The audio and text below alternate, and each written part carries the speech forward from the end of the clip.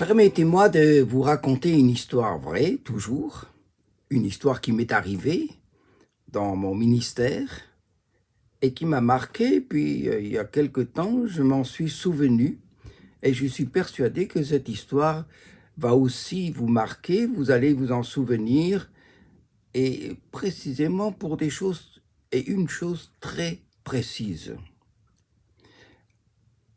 C'était dans une ville assez importante de France, et c'était dans une maison de quartier, comme on l'appelait autrefois. Et là, on se réunissait, parce que la mairie nous en donnait l'autorisation. On se retrouvait là, quelques-uns, il y avait des Cambodgiens, puisqu'il y avait une communauté cambodgienne. Et puis on se retrouvait là, Français, Cambodgiens, à prier, à louer le Seigneur et à lire la Bible.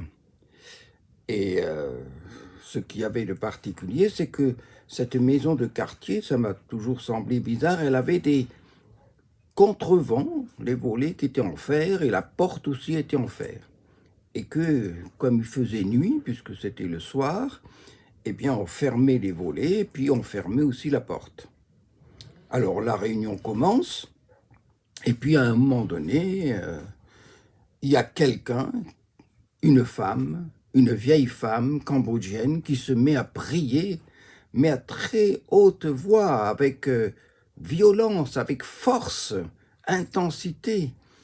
Et au moment où elle prie, il y a aussi des coups de pierre, un caillassage de pierre qui se produit contre les volets de fer de cette maison de quartier.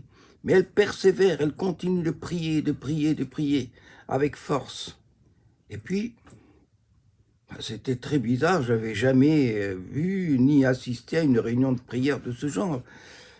Et alors, quand elle a eu fini,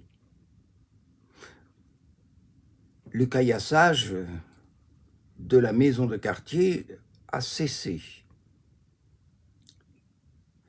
Et puis, j'ai demandé à quelqu'un de sa famille qui était cambodgien, mais pourquoi est-ce qu'il y a eu tout ça?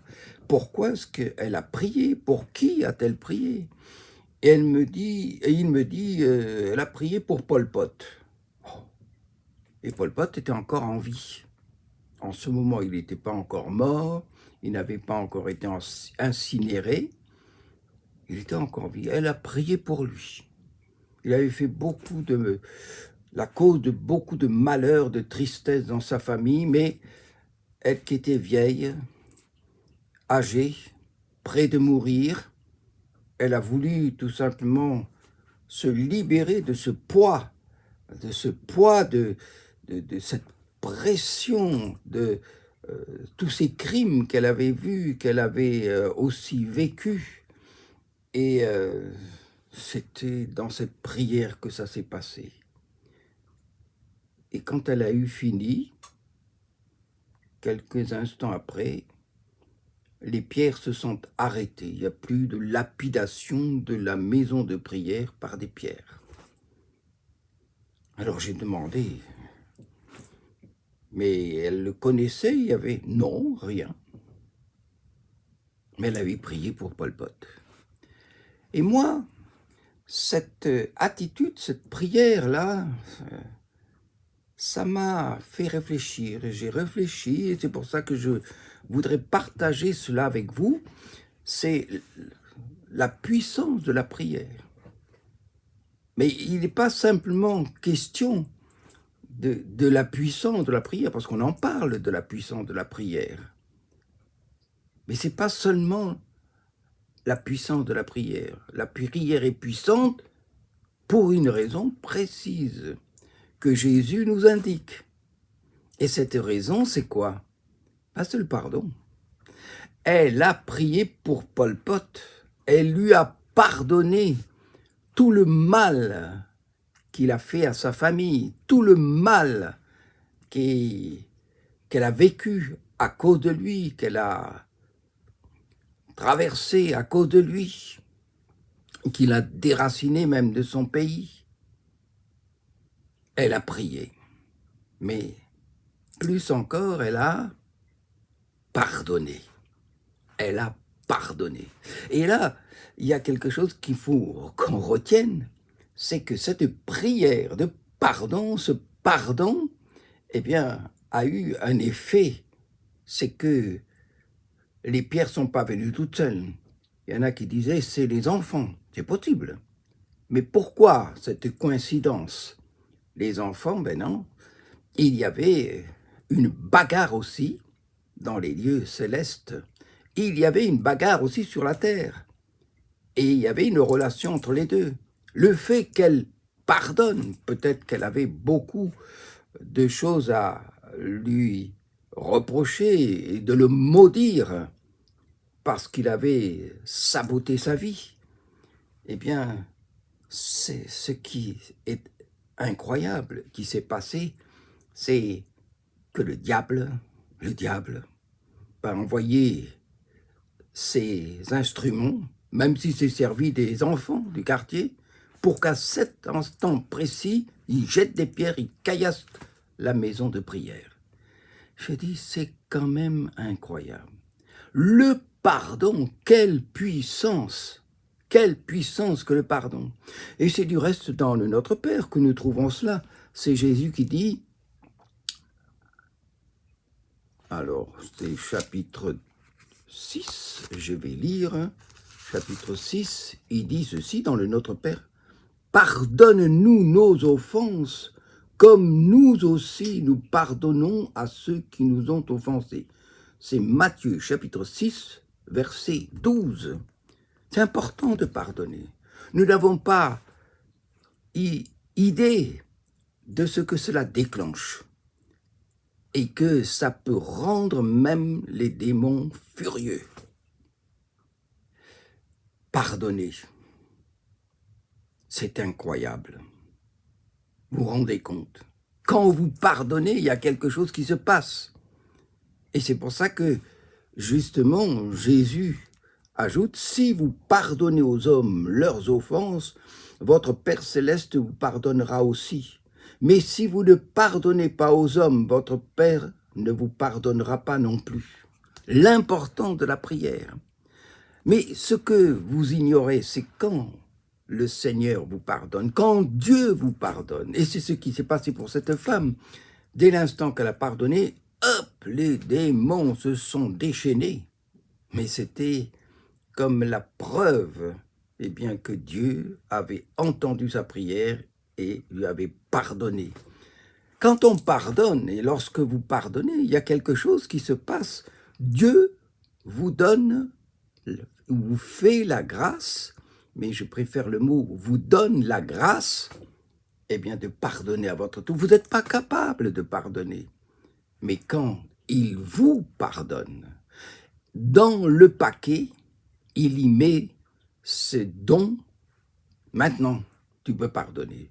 Ce que je t'ai pardonné, eh bien maintenant, je t'ai donné aussi le don pour pardonner. Et souvent, nous l'oublions. Et souvent, nous ne pardonnons pas. C'est dommage parce que nous avons reçu le don de pardonner en même temps que Dieu nous a pardonné en Jésus-Christ, qui a pardonné nos péchés.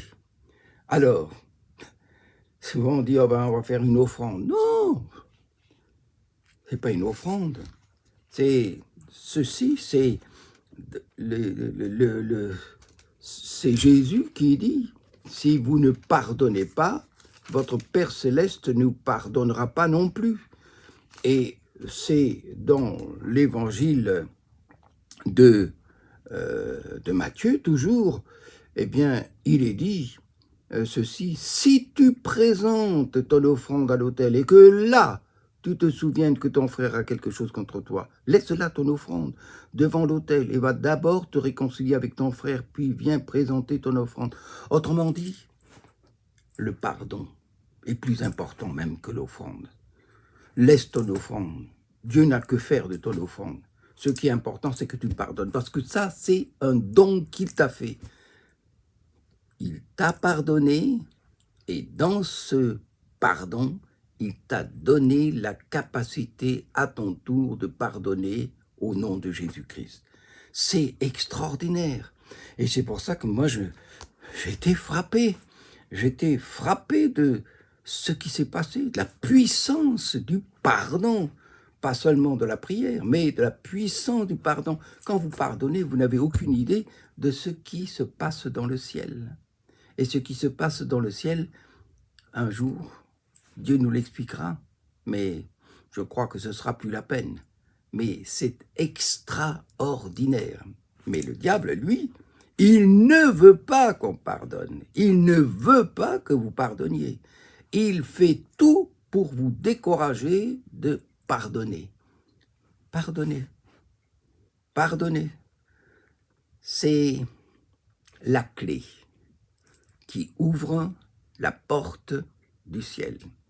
Si tu ne pardonnes pas, si vous ne pardonnez pas, si nous ne pardonnons pas, la porte du ciel nous est fermée. Alors, réfléchissons bien, mais ce n'est même pas de réfléchir. Croyons à cette puissance, à cette grâce incroyable qu'est le pardon que Dieu vous a donné. Combien de fois faut-il pardonner? Ah oui, c'est la question que l'on a posée à Jésus. Il a dit 7 fois, 70 fois. Ça veut dire un nombre infini de fois, toujours, toujours. Souvent, on dit, ah oui, on ne peut pas tout pardonner. Non, tout pardonner, oui. Oui, tout pardonner. Alors, pardonner, c'est la clé du royaume des cieux. Si tu veux pardonner, eh bien, c'est parce que Dieu t'a fait ce cadeau. Et lorsque tu pardonnes, eh bien, c'est la porte du ciel qui s'ouvre. Et cette femme, elle a prié avant de mourir, quelque temps après, elle est morte. Mais ce qui s'est passé, c'est qu'elle est partie soulagée, libérée de tous ses fardeaux, de toutes ses peines, de tout ce qu'elle a vécu, de toutes ses souffrances. Eh bien, pour nous, c'est le même chemin qu'il faut entreprendre. Dieu nous a donné une clé. Dieu vous a donné la clé du pardon. Utilisez-la et bénissez Dieu. Souvenez-vous de cette histoire. Que Dieu vous bénisse.